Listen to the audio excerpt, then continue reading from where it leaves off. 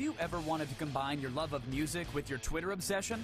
Well, Blip FM promises to make each one of your tweets a lot easier on the ears. Using Blip is like being a DJ for your very own web radio station, allowing you to search for, listen to, and share millions of your favorite songs. Start by picking out a DJ name for your Blip profile. Next, you'll be asked to pick a few of your favorite bands. From here, Blip will compare your taste to other Blip users. You can pick and choose your favorites, and they'll be instantly added to your DJ homepage. If you have friends who are already on Blip, well, you can add them to your favorites as well. The Blip format is nearly identical to Twitter. All of your favorite DJs will be listed on your homepage, and each one of their Blips contains a song that you can click and listen to.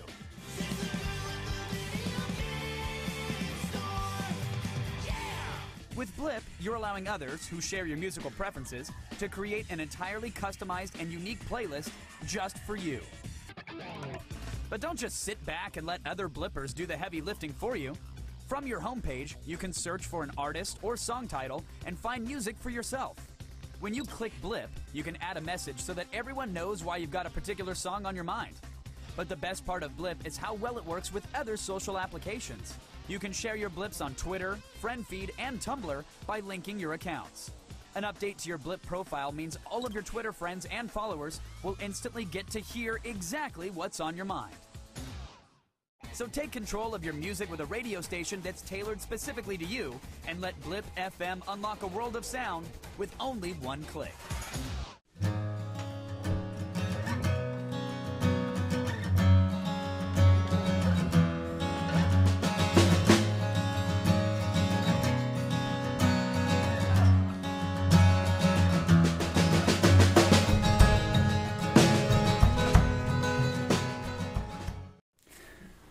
Welcome to This Week in Venture Capital. I think it's our 11th edition, which is phenomenal. We're broadcasting this week from San Francisco, and I'm going to tell you a little bit more about that in a moment. But I want to introduce my guest. It's Mike Hirshland from Polaris Ventures. Welcome. Thank you. It's great to be here. Yeah, we're going to get into yourself, your background, and we're going to talk a little bit about Polaris before we go through the deals of the week.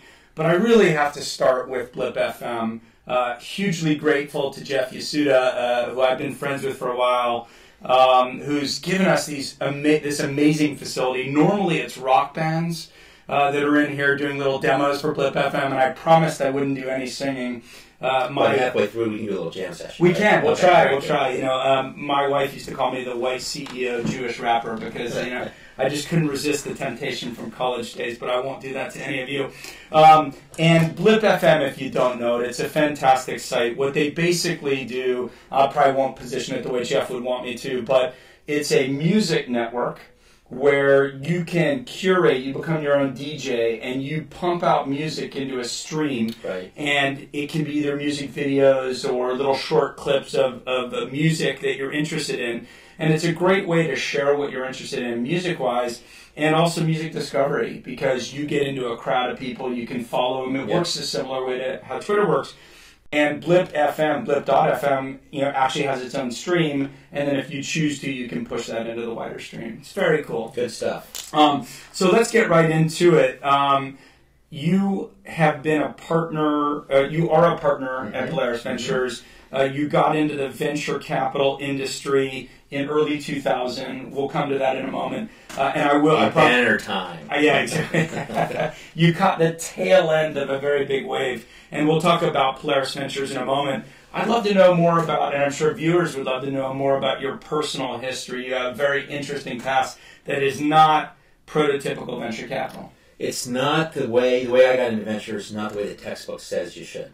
Is there a textbook? There actually is a textbook out there. It's very well tested. Written by Jeff Buscan, right? Yeah, exactly. So I was a lawyer by training. Okay. I try not to admit that too broadly. Yeah. I went to law school and had the opportunity to clerk at the Supreme Court after law school with Justice Kennedy. Phenomenal. It was phenomenal. It was a great experience. And then I had to go out in the real world, which was a less great experience. I spent a few months at a law firm, and it did not take long either for me or for the firm to realize that me practicing law, not so much. Not your thing. Not my thing. I'm not a detail guy. Yeah. Last I checked, lawyers kind of got to get the detail. You do. So that didn't work. Crossing T's, dotting I's. Yeah, all that stuff. I ended up going to the Senate Judiciary Committee. Okay. Where I had a chance to be the committee counsel and do all kinds of crazy... And the Senate Judiciary Committee does what? I mean, I know, but just for viewers, make sure. So it's the committee on the Senate that deals with a range of issues, which includes all constitutional issues. Mm-hmm. It includes a bunch... It does the nomination for Supreme Court justices. It does nominations and confirmations for all judges, for all Supreme Court justices, for all Justice Department officials. And the senator, the chairing senator was Orrin Hatch. It was Orrin Hatch, okay. Yeah. So I worked for Chairman Hatch okay. As part of the committee staff. And went in there thinking they typically hire a former Supreme Court clerk to be committee counsel. Okay. And, because someone has kind of knowledge of the workings of the court and the nomination process. And so I was kind of expecting I'd be doing that kind of stuff. And not too long after I was there, probably within 6 months, Jim Clark showed up in my office. Yeah. So this was like 96. Jim Clark, famously from Silicon Graphics, who then did Netscape alongside Mark Andreessen. Exactly. So he was co-founder of Netscape with Andreessen. And just a quick aside, Mike, for anyone who hasn't read it, if you're interested in Silicon Valley and a Silicon Valley story and a .com story, there's a book called The New Thing. Have you read it? I have not. No, but that's on my list. Michael Lewis is one of my favorite authors. He wrote famously Liar's Poker, which is one of my favorite books of all time on business. And he wrote The Blind Side. He wrote Moneyball. Yeah. He wrote The Big Short. The Big Short. I just read that. That's fantastic. I have it. I just bought it. You should read it. I haven't read it. I bought it at LAX last time I was landing. But he wrote a book called The New Thing, and it's all about Jim Clark. Right. And it's a fantastic story about Silicon Graphics, Netscape, and then he did WebMD and it was really Healthion, right? And Healthion, yeah. But anyway, Jim Clark came into your office. Why was he coming into your office? So he was a little bit agitated about the goings-on with Microsoft. Yeah. This was the browser wars, and Netscape came out, took the world by storm, the internet explosion, and then Microsoft decided that the browser was kind of important. And this is 98, 97? This is 96. 96. 96, yeah. And so the browser wars were in full swing, a lot of publicity about it, and Netscape hired attorneys who advised them to go to Washington and get the Justice Department to look into it. Right. And while those of you who are familiar with it remember the Justice Department ultimately got very involved. What's less known is that at first the Justice Department said no thanks. Right. They actually had taken an investigation of Microsoft in the early 90s, and frankly the Justice Department just made asses of themselves. Right. Can I say that? You can say ass. Sorry. You can't say ass lick, but you can say ass. But you can. Got it. All right. So it was kind of humiliating because they just didn't understand technology. Yeah. So they said, no thanks, Mr. Clark. You're on your own. Fight it out in the marketplace. Yeah. So the Judiciary Committee has oversight of the Justice Department. Okay. And so when there are aggrieved parties who believe the Justice Department's not doing its job and not investigating important violations or policy matters, the Senate is supposed to kind of take a look into it. Yeah. So Clark shows up in my office, says, Justice won't do anything. This is, a hugely important policy matter, also hugely important for the fate of Netscape, but made a pretty compelling argument, and frankly, it sounded really cool. Yeah. And I was a 26-year-old staffer, and I kind of had enough of looking into judges' backgrounds and all that stuff. This was a pretty exciting thing, and it didn't take too long to figure out that this is a pretty substantial issue. Big case. So spent some time in Silicon Valley, and one thing led to another, and the committee, the chairman decided to open an investigation. Yeah. And so I spent 2 years. I guess if you're in Silicon Valley, calling on behalf of the Senate Judiciary Committee at a time at which Netscape was kind of championed by Silicon Valley because everybody was, I say, anti-Microsoft at the time. I think that's kind of softened a bit. I guess anyone would have taken your call back then. Is that fair or not really? Well, actually, no, because a lot of people were just afraid to get involved. Okay. There absolutely was a mentality, a very strong anti-Microsoft mentality. Yeah. And frankly, it was there was a lot of self-interest at play. Yeah. A lot of venture-backed companies were having difficulty competing with Microsoft. Right. There were some very important figures in the Valley who were attached to the Netscape cause. And they ended up kind of quietly helping on the side. side. Who had invested in Netscape? Well, Clyde Perkins was the major investor. Okay. John Doerr was on the board. Right. They had a lot. It's a very, very kind of high-profile company. Board. Did you get to spend time with Mark Andreessen back then? I did. Was he amazingly impressive back then as he is now, or was he? He was from Minnesota, or something. Was he a young kind of punk? Was he? He was pretty impressive. Yeah. He was pretty impressive. You know, I mean, I'm not sure I would have known how to gauge. Yeah. You know, but you know, you can just tell. Okay. Someone's got Certain people got their have stuff that. together. Yeah. He was an impressive guy.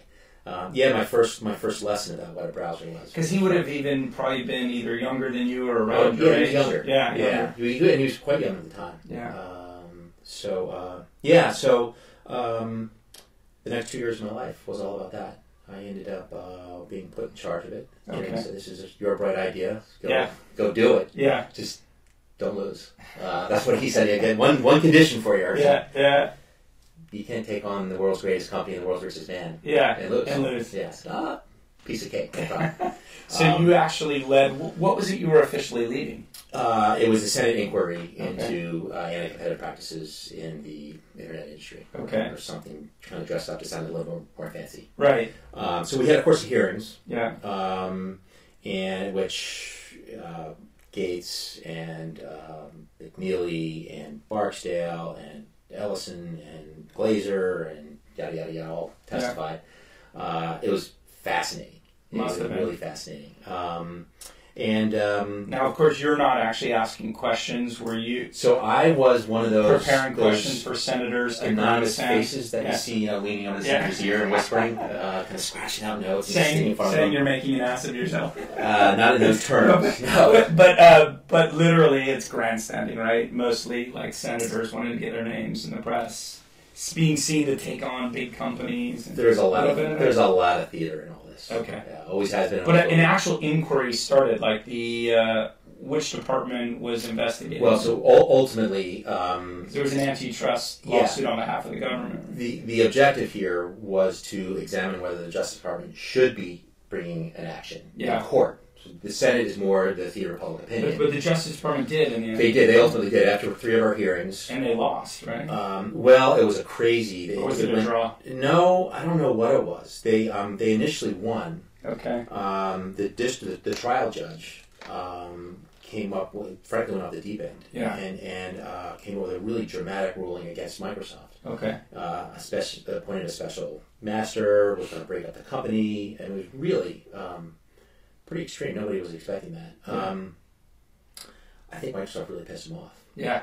It was pretty remarkable. And that ended up being appealed. There was some sort of settlement. Yeah. And it was all about unbundling, right? The browser from the operating system. They had the operating system, and that was bundled with the browser, and the idea was that maybe that was anti-competitive because you had such market power. I mean, they had 90% OS install base. Yeah.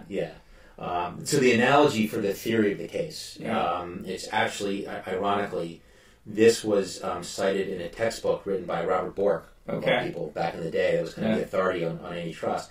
And Bork had a very conservative theory of antitrust, which is basically that it should never apply, except in really narrow set of circumstances. Bork had a conservative viewpoint. That's interesting. Fancy that. Well, so the interesting thing for me was I was working for a pretty conservative chairman of the Judiciary Committee, and it was very important for him to the extent that he, as chairman, espoused a theory of the case, and took a side that Microsoft was crossing the line. Yeah. It's very important for him that be grounded in a conservative theory of antitrust. Okay. So I spent a lot of time with the Borks of the world, and really, I didn't tell anyone, but I had never taken antitrust in law school, so I didn't know the first thing what I was talking about. But I had some pretty good. That would make you a good VC one day. Exactly. How did you go from there to venture capital? I mean, it seems a world away. There's a very simple explanation. I had no business doing it. I just decided I wanted to. So, I spent a couple of years with spending time here in the Valley with the John Doerrs and the Mike Moritzes and, a bunch of other guys. And I thought, that's what it's like to be a VC. It's that easy. It's that easy. You're guaranteed to be that successful. Fun Cisco. So I kind of got it in my head that that's what I wanted to do. And it was even more miraculous. I got it in my head that I might be good at it. Right. Don't ask me why. I was young, right? Yeah. But you didn't move to Silicon Valley. How did you went to Boston. How did you end up doing that? Well, what ended up happening was I talked to everyone under the sun. I just networked the heck out of the place. Right. And talked to everybody. I actually had a couple offers to go into corporate VC with Silicon Valley companies. And I actually accepted one. But along the way, I had heard about one of the founders of Polaris. Okay. John Flynn. And he had a background actually kind of like mine. Okay. He had been a lawyer. We actually both went to Virginia Law School. Okay. Very good law school. It was a fun law school. It's like top 5, right? Top 10. Top 10. Top 10. So he had spent some time at DC. He worked on Capitol Hill. He then worked on the IBM antitrust case. Okay. And then ultimately a lot of similarities. Yeah. And so I heard about him, and I was like, I got to meet this guy. Yeah. So I called him, weaseled my way into an interview or to a meeting. Is cold call when you want to get a VC? Did you call his assistant on the phone? Did you send him an email? Did you send him a letter? So did you stalk him? I have this on my wall in my house. Okay. I sent him an email. Okay. And he subsequently told me that the only reason why he had no clue who Mike Hirschhorn was. Yeah. You know, you usually just don't open emails from some random person you don't know. Yeah. My email address was judiciary.senate.gov. Gotcha. And he's like, what the hell is this? So this is interesting. So we opened the email. Yeah. And I wrote a pretty good email. Yeah. If you don't say so. If I don't say so. So he replied, says, sure, I'll give you 10 minutes. Yeah. Next Tuesday at 10. Yeah. Email back. It just so happens I'm going to be in Boston next Tuesday at 10. Yeah. Great, right? Yeah. So I came up, and we just hit it off. And now, of course, you didn't already have a trip planned. You made it. Of course not. Yeah. Yeah. I always recommend this to people. I know it sounds crazy. Lie. Yeah. I was going to choose different words. Okay. If you ask somebody for a meeting and you're out of town, let's say you want a meeting in Chicago. Right. And you say, I'd love to meet you. Can I come to Chicago and see you? I think more often than not, people say no because they don't want to feel a sense of responsibility like, you're flying out here just to meet you because I know I'm only going to give you 15 minutes. And they tend to swat you back. If you write an email that says, next week I'm in Chicago, which day would be best for you, they're more likely to take the meeting. And if they end up being gone that week, you could always email them 3 weeks later saying, I'm passing through Chicago again.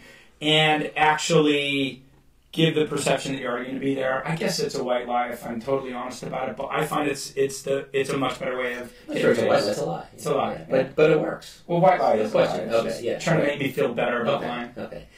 Yeah, I agree. So you did that. So I did that. We had a great meeting. We ended up spending like 2 hours together. All these crazy similarities in our lives. It's kind of a separated at birth moment. It's like, wow. So I remember vividly. I was driving home from the meeting. I was talking to my wife, and I said, I'm going to work for that guy someday. Yeah. You were that sure. It was one of those moments. Yeah. And the unvarnished truth is I pestered him mercilessly for the next year. For an entire year? It was 9 months. 9 months, okay. And bit by bit, I met a few of the other partners, Terry McGuire, co-founder. And as it turns out, there was this mutual, unspoken vetting process that was going on. Yeah. He introduced me to Alan Spoon, who at the time was an investor in Polaris and advisory board member of Polaris, was running the Washington Post company. Okay. And he was looking for a corp dev guy. So I interviewed with Alan. Alan gave me an offer, so that was a little bit of validation for John. I had gotten to know Mitchell Kurtzman. Okay. He was one of my witnesses. Yeah. And Mitch Kapoor as well. Yeah. Founder of Lotus. Yeah. Mitch Kapoor knew John very well, was an investor in Polaris, sat on boards with John.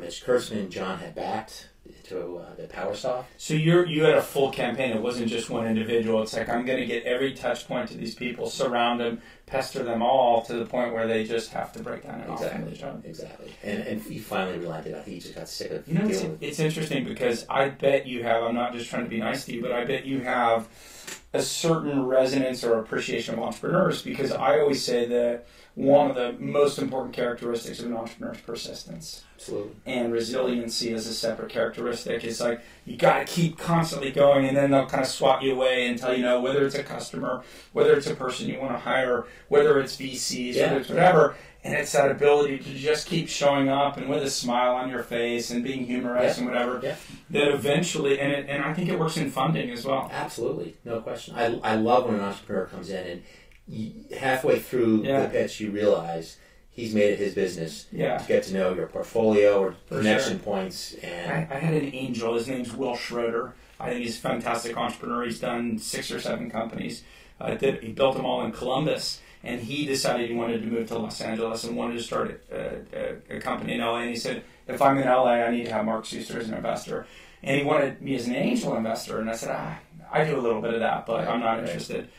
And he said, well, can I get it? You know, the famous saying, like, if you want money, ask for advice. If you want advice, ask for money. And he's like, I could use some help on my deck. And so I'm like, fine, I'll help you on your deck. And another guy, Mike Jones, who runs MySpace, had told me this guy was worth spending time with. And so, like, I helped him on his deck. And then 3 weeks later, he's like, I made all the changes, and I talked to 3 more people. Can I just get 30 minutes of your time? And I just kept telling him, go away. And he kept showing up. And finally, I'm like, okay, mate, you know, how much do you want? It's like ransom, right? It works that way, though. I mean, persistence matters, and I think entrepreneurs don't realize it. And I almost think, like, for an entrepreneur, if you don't have a stomach for that, I think it's going to be hard to be an entrepreneur in general because that's what your life is like, really. There's this great book, and I'm of course forgetting the name of it, but it basically makes the argument that all the great entrepreneurs are half nuts. Are basically manic and delusional. And I kind of think it's true. You have to have an irrational belief in yourself. And irrational persistence. But anyway, and obsessive. Obsessive. Yeah. So you had a maniacal belief in yourself. Yeah. And they finally gave you an offer. They finally gave me an offer. It was a great line. John said, you know, you remind me a lot of me when I wanted to get into venture capital. Right. He said, everyone I talked to said I have no interest in hiring a lawyer at VC. Finally, I went into someone who would turn me down, but who I really connected with, and said, this is John speaking, not me. I'll work for you for free for a year. And he couldn't turn that down. Great offer. I looked down and said, I'm not working for free. But he even paid me. That's so good. He'll come carry my bag for a while, and we'll see what happens. When I joined VC, I took half salary for maybe 6 months. I paid all my own moving expenses to move to LA because the partners at GRP, who I had known, they funded both my companies. I'd known them for 8 years. They said they wanted me to join after they'd raised their next fund. And I said, NFW. Right. You know, I'm coming out, they're like, well, management fees are a bit tight, whatever. And I said, look, if I start a company, I'm going to have 0 salary. So anything you're giving me above 0 is a bonus, right? And here, I said, here's the deal. Half salary. I'll pay all my moving expenses. If it doesn't work, we don't raise a fund, no big deal. But if we raise a fund, I want to get paid back. And they said, fair play. That's a good deal. And honestly, they swatted me away, and they actually had offered me the job. It was a deferred offer, and I was like, well, once they get the fund done, they can always turn around and say no. Or they can always turn around and say, oh, we found better, or whatever. I'm Doors open. Doors open. Just got to kick your way through it. And I tell the story on my blog that I once offered an intern a job this way as a Stanford grad at GRP, and he's like, nah, I can't do it unless you guarantee me that if I do well, you'll hire me. I said, I can't guarantee. I opened the door for him. He said he wanted to work in VC his whole career, and then he wouldn't take it, even though, I'm like, dude, you'll be part of the furniture. And he didn't take it. And he calls me 4 months later, and he's like, okay, I changed my mind. I'm like, the door was open. It shut. Exactly. Anyway, I got a lot of shit for when I wrote that because people thought I was too harsh on him. No, I think you're right. So, you went through 01 to 04. It was a pretty difficult time to be a VC, and that's kind of when you were early. Tell me about that experience. Well, what makes it worse was that I joined the firm in '99. And actually started doing some stuff and making stuff happen and bringing deals in. So before everything collapsed, I actually had a chance to do a few deals, which of course made me very low prices, of course. Very small investments at low prices that were very well thought through. Just like all 1999. So in addition to just the challenges of 2001 to 2004, I was able to have my own set of problem children to deal with problems that I created. So that was an interesting year. I mean, in retrospect, it's pretty easy to say that it was a great learning experience. But if you ask people who knew me or my family, I was miserable. It was really hard, and I think what made it especially difficult was I hadn't been in the industry long enough to kind of have had success and to know what it feels like it or not, it's a cyclical business. Yeah. And I think after a while you get used to the top and the bottom of the cycle. Yeah. I had just a nanosecond at the top, Yeah. and then, and so it was tough. 3 or 4 years of it was really workout stuff, trying to figure out which companies. Workout stuff, and we were talking about this before, is people call it triage. Yeah. Is basically going through your portfolio companies, figuring out which ones are going to survive, figuring out which ones need more capital, figuring out which ones need to cut costs, and then dealing with the consequences of all that. And that was 2 to 3 years, right? Yeah. And there was a fair amount of CEO and founder turnover. Yeah. There was one instance where I actually had to jump in and be effectively, executive chairman of a company that was CEO list for 6 months, and a lot of time trying to recruit CEOs into very broken companies. Okay. Which is a hard thing to do. Yeah. So it was. There was high unemployment back then, so there were probably some people willing to take a shot at it. At least if you're a tech early stage CEO, Yeah. there wasn't a lot of rosy stuff to do. Yeah. So people were willing. And I always tell people that if you just pass the frothy bit of the market, like we did in September 2008, right, and then it falls off a cliff, it's impossible to raise venture capital because VCs do this triage or workout, as you called it. They become very insular, and so they don't want to look at other people's deals. So kind of like the whole market shuts down all at once. And I tell people, like in a good market, like I think it's becoming a good market for raising money again, maybe even a mini frothy bubble. I say, when the hors d'oeuvre tray is passed, take 2. Like if you can get cash right now, take it, because when it shuts down like that, and then it's closed for business, and that could be 6 months, 9 months, 12 months. But that's is that what you experienced, or not to the same extent? Yeah, I mean, to some extent. I mean, there's no question that when your head's down, trying to make some really troubled companies survive and see it through. You just have less time and energy for working on new stuff. Yeah. But I guess I wouldn't say it's quite as stark. Okay. In my experience. Maybe a common ground could be raising an initial amount of capital as your first institutional money is not as hard because you don't have that baggage. But if a big VC fund is coming to you and they've already put $10 million to work and they're looking to raise another $10 million, I think that intercompany B round type stuff is harder. Well, I agree with that. I mean, there's a very weird dynamic in the venture marketplace which you exactly hit on. In a lot of ways, it's much easier to raise your first round than it is to raise a second round, because if you're one of the 3 or 4 companies that's knocking it out of the park, then obviously it'll be easy. Yeah. But if you're not and you're just executing, and some things are going pretty well, some things are going pretty poorly. Your works are now showing, and so all of the challenges inherent in the business model, the mistakes you've made, are there for new investors to see. Sure. When you have a prototype and a PowerPoint, and it's all a dream. It's all a dream. Yeah, it's all upset. And even not warts, Mike. It's even if you have linear growth, because I had linear growth in my first company, and we got to an $8.5 million run rate. You didn't have a backable CEO. That was your problem. Did anybody tell you that? You're good. You're good. They told me they really liked me. It was my VCs. They didn't like me. But so we had this predictable growth. But I sort of feel like because we were 4 or 5 years in, what they knew is that we weren't suddenly about to hit this non-linear scalable growth. So that it was predictable, but less sexy and less exciting. Right. And I found that very hard. Yeah. I almost feel like A rounds are on a relative basis easy. C rounds on a relative basis, if you get through that middle period on a relative basis, easy. B rounds are the hardest. Yeah, I agree. So tell me about your first big deal. The first one you're really excited now in retrospect. So we never pick our children. Right. I love all of my kids. You love all of them, but just give me one that folks may be more aware of than others.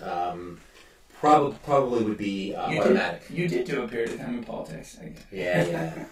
Automatic, which is of course the company WordPress. that does WordPress, more widely known as WordPress, but they actually have some other products as well. Okay.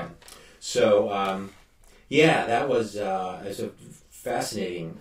What year was this? This was 2005. Okay, and you were first institutional money in? First money in. First money in. So along with a few other folks, Phil Black, True Ventures, and a couple of former partners from Kleiner who had their own kind of managing their own money. Okay. And Polaris put together a seed round. Right.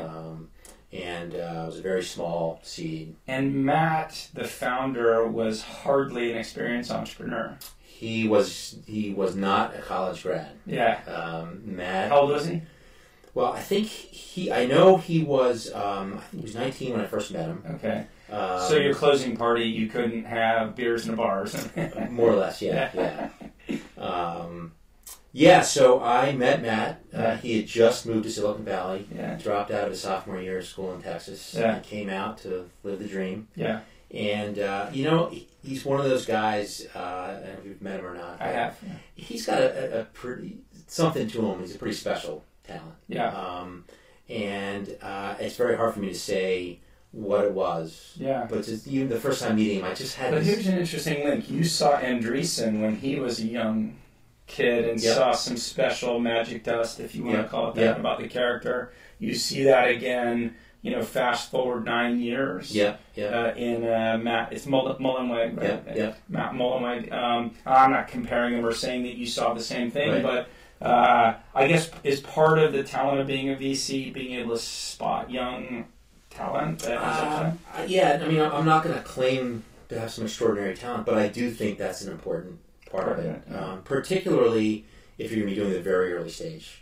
Investing, which is kind of what I love to do. And let's talk about Polaris, because you like to do seed investing. You'll write $100,000, $150,000 check, $500,000 check, and yet your fund is $1 billion. It's the fifth fund. Heck did we do that? It's the fifth fund of Polaris. Like, how should entrepreneurs think about that? So really, the way they should think about it is we are a seed fund. Okay. You do 100 million small little investments. Well, what's a little bit different about us, and sometimes it's hard for people to get their head around.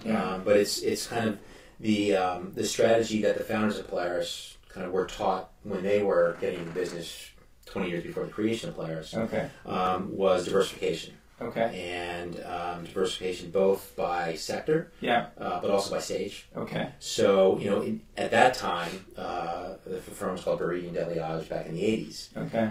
They were investing in technology, consumer, media. Back then, media wasn't the internet. So the guys who founded Polaris had worked in venture capital before. Yeah, for 10, 15 years. Of the $1 billion, carve it up. Is it half tech, half not tech? Is it a third, a third, a third? How? So here's the way to think about it. It's about, and every fund changes a little bit depending on market conditions, but over time it's about a third early stage tech, and all the standard tech stuff. Today a lot of that's internet. Okay. About a third is early stage life sciences. Yeah. I love to brag about our life science portfolio and partners. They're just knocking the ball off the cover.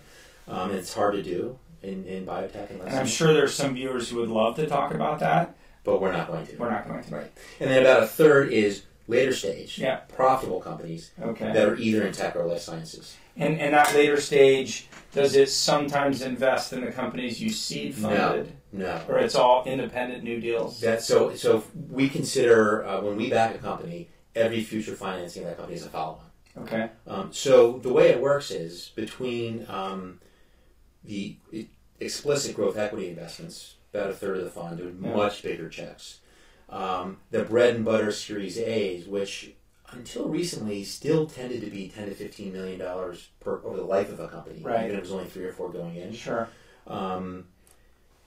You can do a lot of early stage seed investing, and still not have to do 100 to make the portfolio math work. Now, how would you respond to Chris Dixon's criticism that people should be careful about taking seed money from big VCs, and I guess it doesn't get bigger than $1 billion. Right. And his criticism is that if you end up passing after the seed round, there's sort of a signal that's set to the market. Right. How do you respond to that? Well, I think that's a very fair point. I think there's two reasons why entrepreneurs actually should be, I'll say, thoughtful before taking seed money from an institutional venture capital. Yeah. One's behavioral and one is kind of structural. Okay. I actually think the behavioral one is as important. There's a whole bunch of aspects of the seed stage of a business that are pretty different than the institutional funding stage of a business, where it's about going to market, it's about driving sales, driving users, driving revenue, building out business infrastructure, scale. In the early days, in a lot of instances, it's about product. Right. Building a great product that consumers love and use maniacally. Right. And whether it's just building the product or whether it's getting it out there and seeing what people love and what they don't and iterating, there's some machinery to the venture stage of a business that's not necessarily helpful at that stage. It's not necessarily useful to have board meetings every month at that stage. There's a bunch of structural stuff that tends to come into play in venture rounds that you don't need to see. So do you tend to operate slightly differently if you wrote a $300,000 check than if you wrote a $5 million check? Absolutely. Okay. We're in a lot of seed deals where not only don't we have board seats, but we may not even have a board.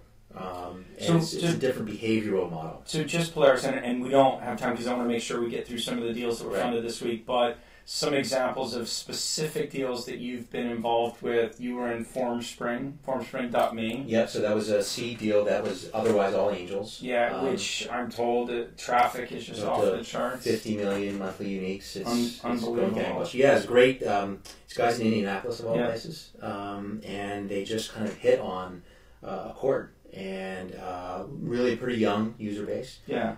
But the whole question and answer dynamic became pretty addictive for a whole slice of the mainstream. Yeah.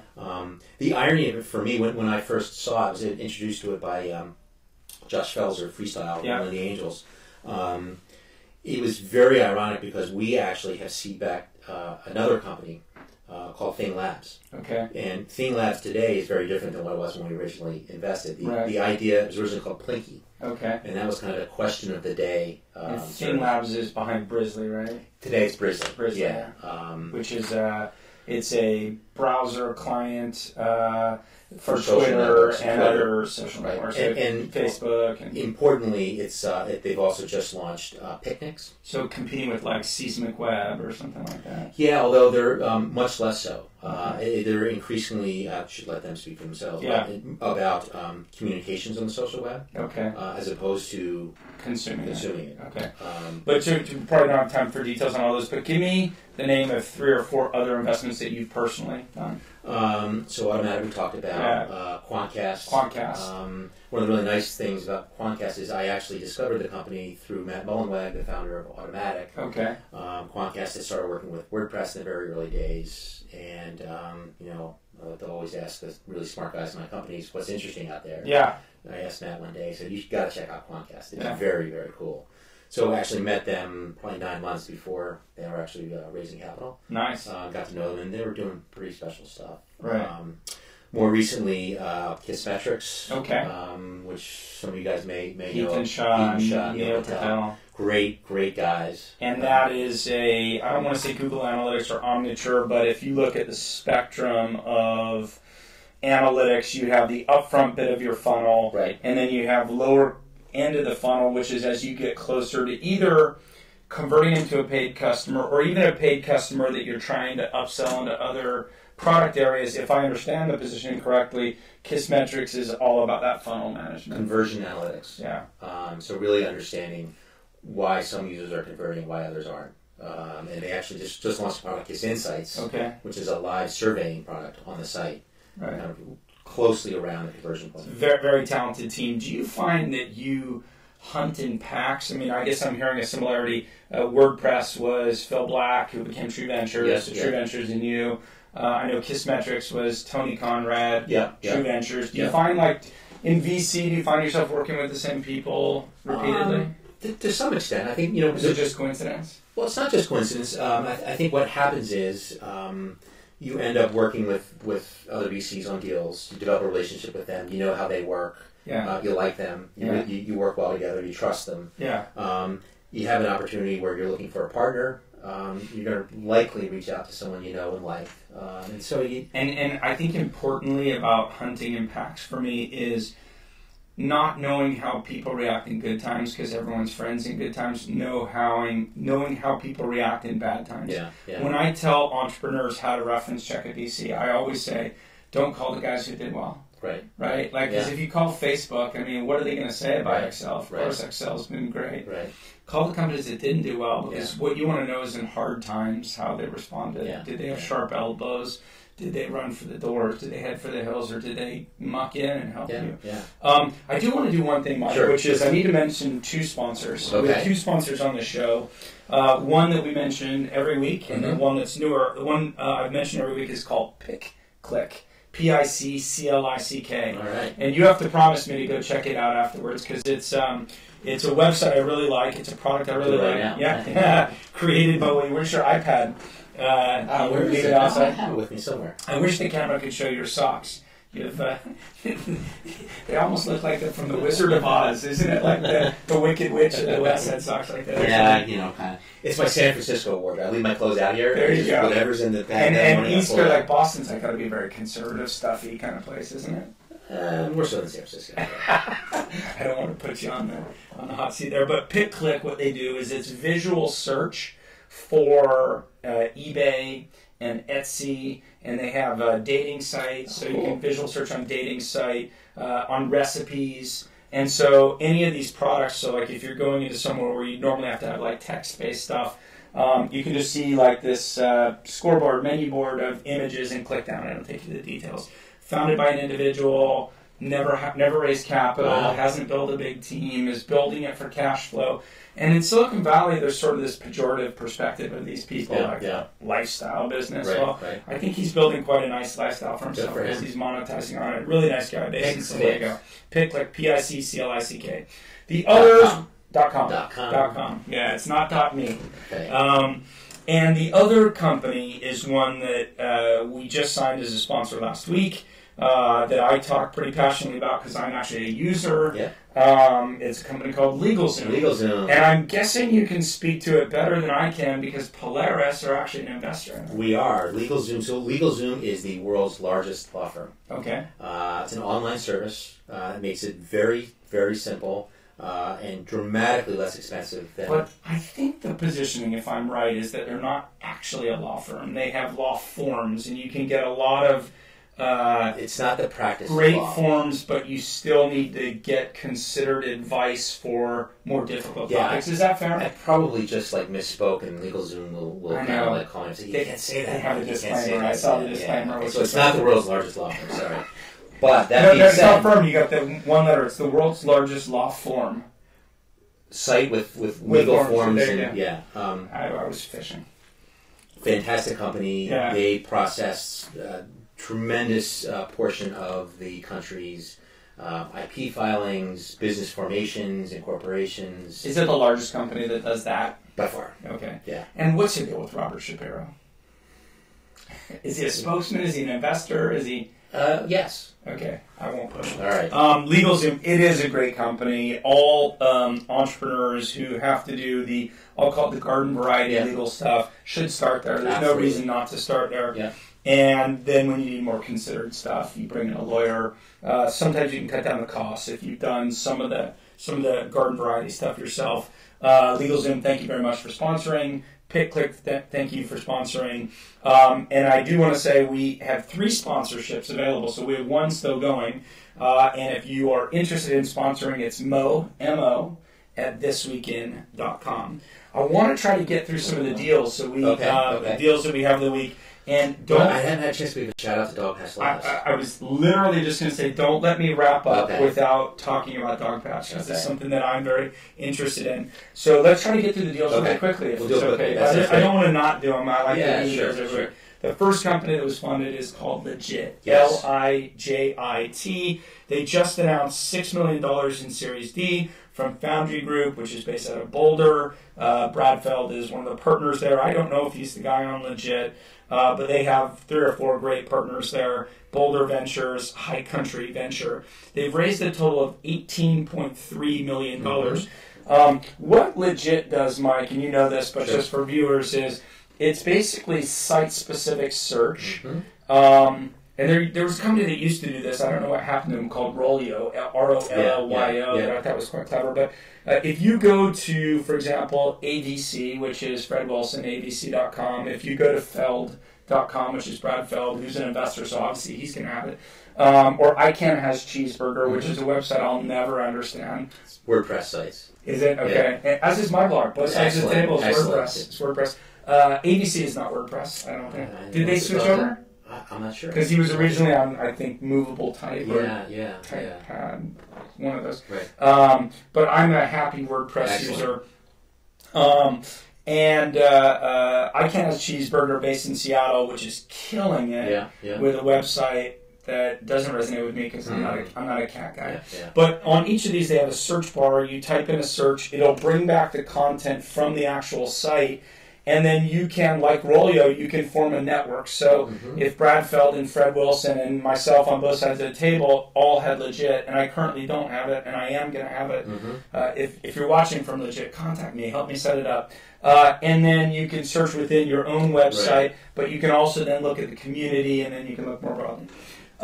The monetization on it is, well, first of all, I have to tell you, the WordPress search doesn't work very well. At least the one out of the box. I'll see what we can do. Yeah, I'll go back to the shop this afternoon. Do you know it's kind of mad? Flyers. No, I'll go fix it myself. The truth is it doesn't work that well. But it's great. WordPress is a great product. I'm very happy with it. The price is right. That's true. It's free. Yeah. And I am considering going to WordPress.com. So we should talk about that. We'll make it VIP. I am considering going to that. I started as that, but I wasn't allowed to do certain JavaScript plugins. Right. And that was a limiting factor for me. So I migrated off. I've had a lot of hackers in the last 6 weeks, so my website's been intermittent. And I'm told that if I go back to WordPress.com, that's going to get better. But we're going to talk about Lijit, so actually we should talk about that afterwards. And they've gone from 0 revenue last year to a target range, at least as reported on TechCrunch, of $4 to $5 million in 1 year, which is starting to show some good growth. And basically what they do is they can serve ad against the pages, and they can do rev share with the local blog itself. So it's becoming an ad network. So any views on Lijit? Lijit is legit. I really like those guys. The truth of the matter is I've been a day late and dollar short twice with Lijit. I met those guys, I forget exactly when it was. I was in Boulder. And just meeting a bunch of folks, and I met them and said, wow, love the story. Let's talk about your next round. It's already signed. We haven't closed yet. We're just about to. So then about a month ago, just was hearing really good things about Lijit, and it's blowing the doors off. Call him up, said, hey, I know you just raised a little while ago, but let's talk about your next round. Mike, just signed the term sheet. I've got this uncanny ability. Was it an inside round? Because I think Foundry must have already been. I think that's right. I think they just preempted an outside financing. Things were really going well. I mean, I think it's a very interesting company. What I love about it is that, as far as I can tell, it's working. And the revenues are really growing. It's a tough space. There's lots of people who have and are trying to do better than AdSense. And there's lots of tricks, there's lots of theories, there's lots of different ways of doing that. But this isn't really AdSense. I mean, I guess it would be closer to... Oh, no, it is. It is. There's a component that can be AdSense. You're right. I mean, ultimately, if you're a publisher, these guys are making more money. I've seen people, in fact, I was involved with a company that was going to try to do this, which is creating a product where you can do contextual reading of the text on your page and serve up AdSense-like ads against that. What this is, and I guess you're right on this component, this is search. And if I type in search, I know your intent. I not only know your intent, but I know what website you're on, so there's more context there to serve up relevant ads. And I guess that's the main. Ultimately, the idea is to monetize better than your other alternatives. So 12,000 publishers, 700 million monthly page views, 53 million daily unique visitors. It's starting to get scale. Yeah, it is. So let's not spend any more time on that. SGN also raised a round. It's really a strange round, if I'm honest. They have raised a total of $17 million. And the only reason I called it a strange round is it's $2 million, and you don't often see like a little tiny round like that. Shervin Pishavar, I hope I'm pronouncing that right. I've met Shervin before, who's the founder, has said it's the first tranche of a much larger round. Tomorrow Ventures was the investor, which is Eric Schmidt's personal venture fund, which is obviously a very good sign for this company. And SGN stands for Social Game Networks. Exactly. So I know these guys. Okay. I love Shervin. He's great. He brought in Randy, coming out of the games industry. To run it. Yes, to run it. So he stepped back to the chairman role. Don't know Randy as well, but he seems like a perfect person to run a business like this. So there's a lot of stuff to like about it. Mobile games, iPhone, iPad. Hard not to believe that's not a hugely growing market opportunity. It's getting competitive, though, right? Well, it's getting competitive, and the thing that I wonder about and worry about a little bit is it's still the process of getting users on the iPhone, the iPad. User acquisition. It's becoming tougher. Like when Zynga was there on Facebook. Well, there just weren't as many competitors. It's very different on Facebook than it is on iPhone. Yeah. Basically, you need to be a hit to become a hit. Okay. You get to the top of the list, this week's most popular download. Right. That's how you become a hit. Right. So you need that burst out of the gate, and so it's more of a hits-based business. Okay. If you think about the web, there's a whole bunch of methodologies for acquiring traffic, whether it's viral, whether it's paid, whether it's search. Yeah. That are not necessarily easy. Is that a problem with the app model, do you think, of the mobile, of at least the iPhone world? It is for me. Yeah. Obviously people do really, really well at it. I've spoken out publicly very critically about it. I wrote a blog post called App is Crap. Yeah. And my so subtle. That's why I like it. My hypothesis was that apps are here to stay for the next 3 to 5 years, but it's a long-term bad metaphor. And I've taken to calling Steve Jobs and Apple China. And I don't mean that in an awful way. I have, I love Apple products. But China in this sense, if Steve Jobs decides he doesn't want to see women in bathing suits, with big breasts or whatever, that people may find objectionable, he stamps it out, right? And in the same way China might, right? And I'm actually very pro-China, and I want to see China come on the world stage, and I think they're doing a tremendous job managing their growth. Obviously, there's collateral damage whenever you're going to grow that fast. But in a way, it's not democratic, and democratic is, what do they say? It's the worst form of government except for everything else. Right. And inside the sausage factory, actually seeing the sausage made is messy. But I think from that produces a more fair and just society, and I worry that Apple has China tendencies. So honestly, I could care less about a fair and just platform. Yeah. I just want to be able to reduce risk and create value. Yeah. And what I struggle with, it's just a different theme. It's the exact same point.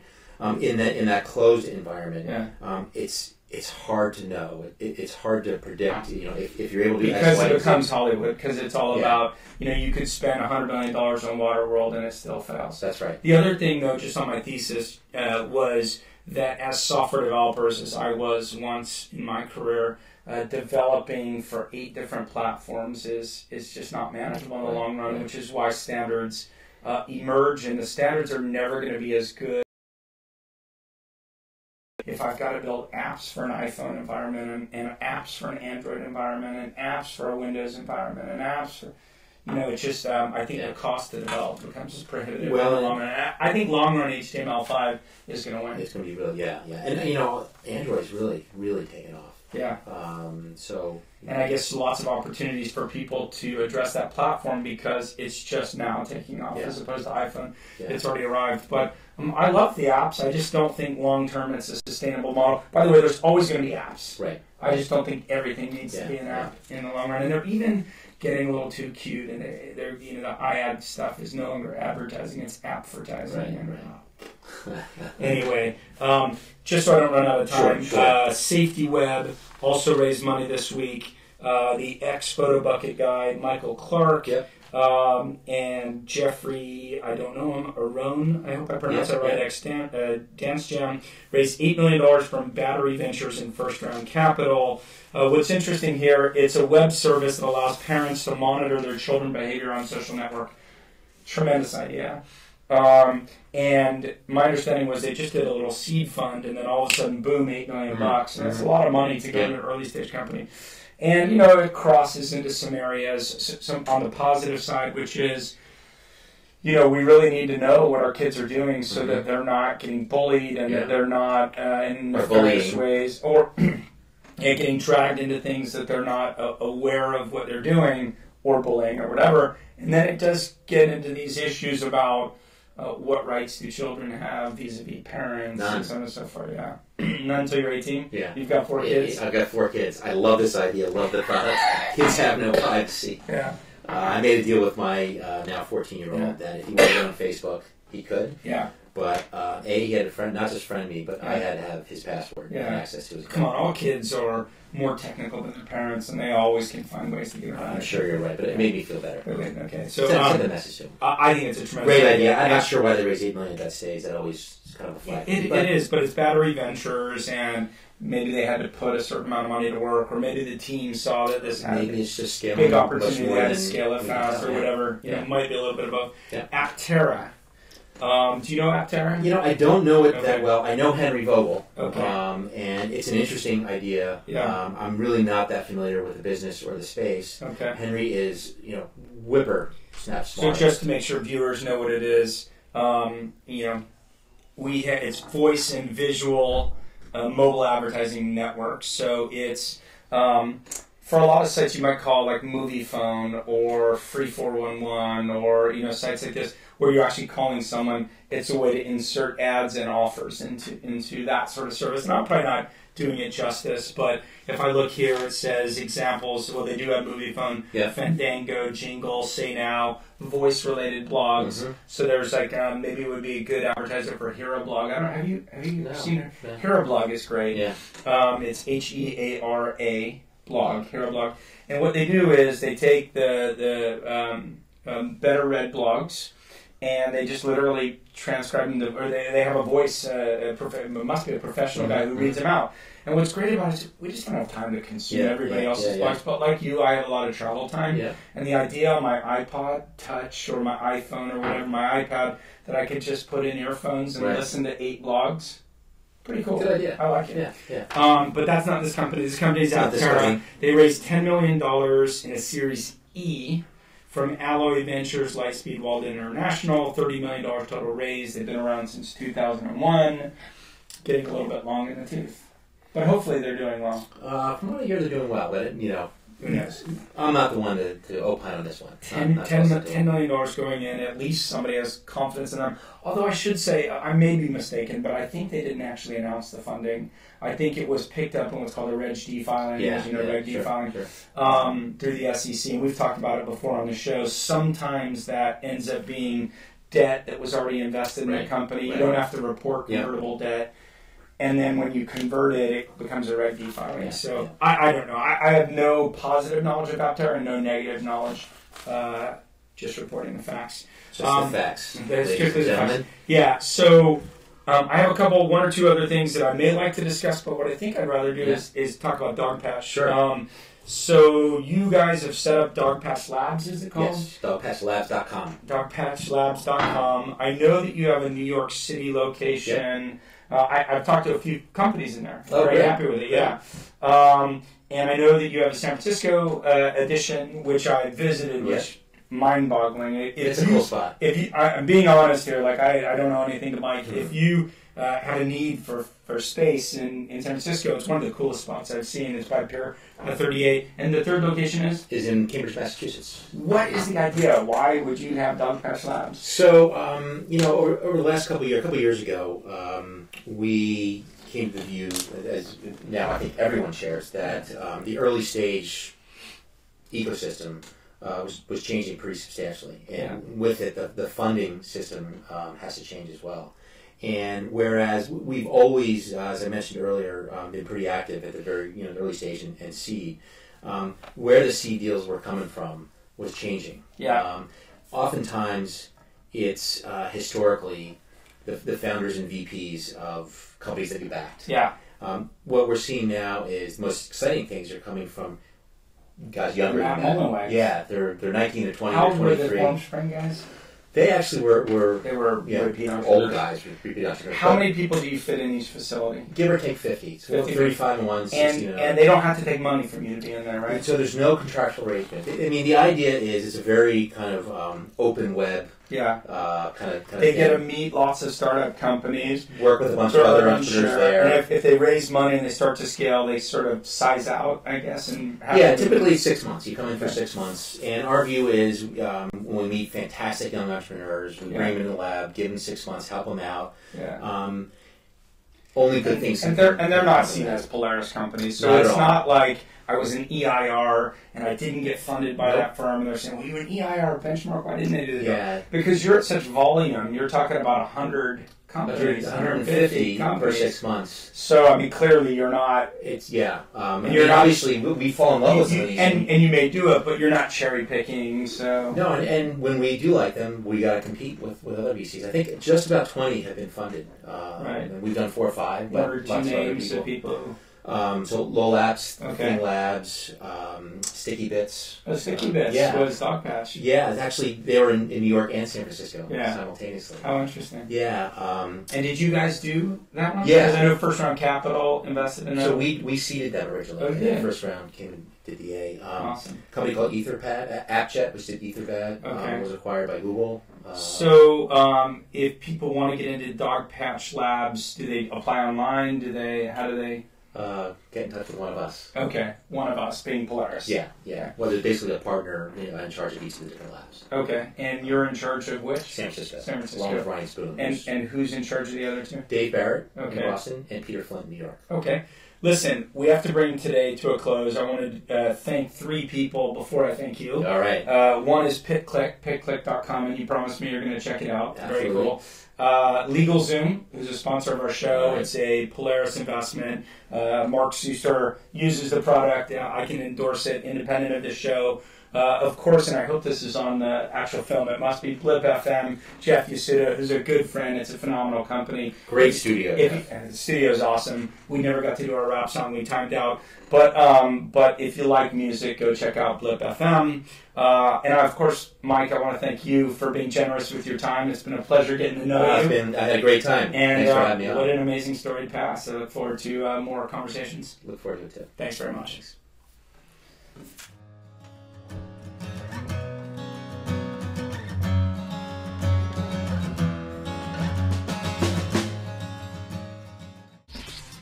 Have you ever wanted to combine your love of music with your Twitter obsession?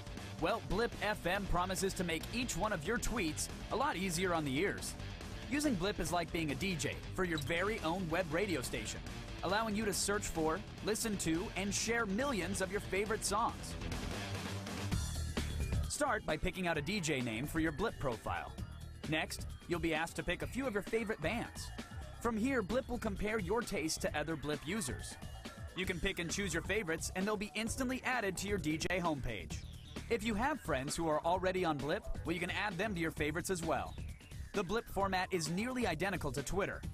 All of your favorite DJs will be listed on your homepage, and each one of their Blips contains a song that you can click and listen to.